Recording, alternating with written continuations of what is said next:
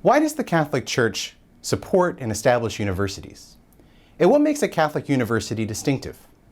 Let's find out with the help of one of the Church's newest saints.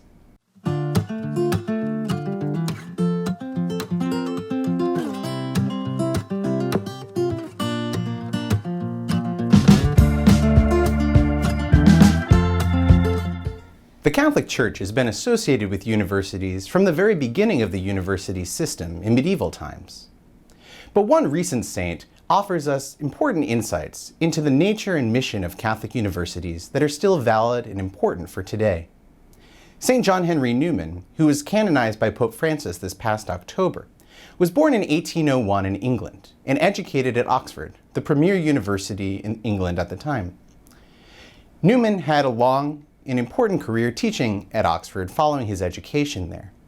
But in 1845, he converted from Anglicanism to the Catholic faith and had to resign his position at Oxford, which at that time was open only to members of the Church of England. In 1854, Newman was invited by the Catholic bishops of Ireland to come to Dublin to found the Catholic University of Ireland. At the beginning of his time in Dublin, Newman gave a series of lectures, which were later collected and published as a book called The Idea of a University. Newman's book contains a number of interesting and important ideas about what it means for a university to be Catholic, and what it means for a university to be a university at all.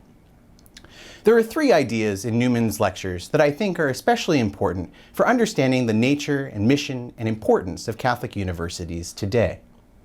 First, Newman said that Catholic universities are truly Catholic in the sense that they study every branch of knowledge.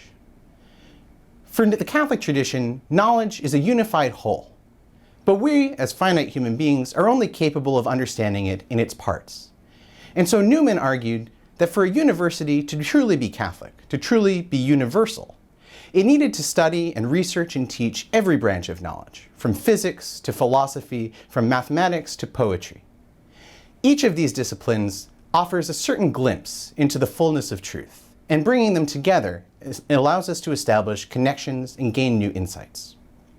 Second, Newman argues that a Catholic university supports and defends the harmony of faith and reason as two ways, two methods, two approaches of arriving at a single truth. Newman argues that these two approaches to truth are not contradictory and they're not in tension.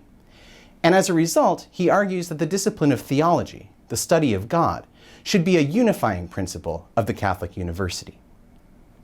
And third, Newman proposes that a Catholic university is distinctive because it's not interested solely in training and preparing students for a career, for imparting technical skills and professional capabilities, as important as these things are.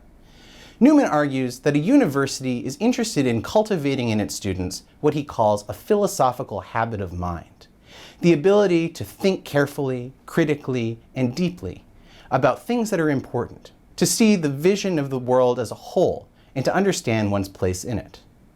And even more importantly for a Catholic university, Newman thinks that the intellectual life shouldn't be separated or divorced from the moral life and the spiritual life of its students. For Newman, a university is about bringing things together. It's universal in the truest sense.